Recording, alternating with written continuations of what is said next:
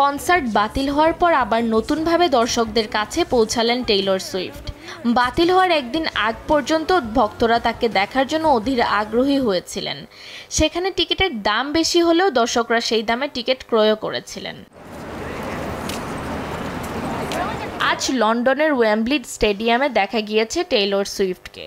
গতকাল থেকেই সাজানো হচ্ছিল সে জায়গা। একই জায়গায় 16, 17, 19 ও 20 তারিখেও কনসার্ট অনুষ্ঠিত হবে। কনসার্টের পূর্বেই ভক্তদের আগমন শুরু হয়ে গিয়েছিল। সেখানে মেলার মতো আয়োজনও করা হয়েছে। কয়েকটি ছোট ছোট দোকানও বসেছিল, যেখানে টি শার্ট এবং আরও অনেক কিছু ছিল, এবং সেই টি শার্টগুলোতে তারকার নাম, ছবি এগুলো আঁকা ছিল।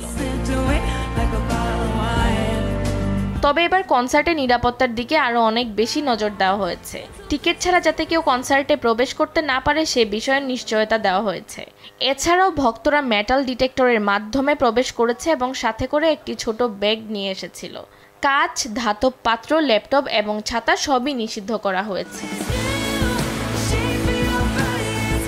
কনসার্টে উপস্থিত মাল্টা থেকে আসা একদল ভক্ত সুইফটকে প্রথমবার দেখার জন্য বেশ আগ্রহী হয়েছিলেন। তারা বলে, নিরাপত্তা নিয়ে আমরা এখন বেশ নিশ্চিত। এদিকে সুইফট ভিয়েনার ঘটনায় প্রকাশ্যে কোনো মন্তব্য করেননি।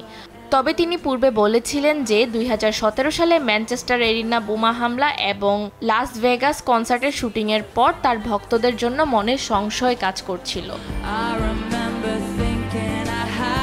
ফাতেমাতুজ জোহরা, দেশ টিভি।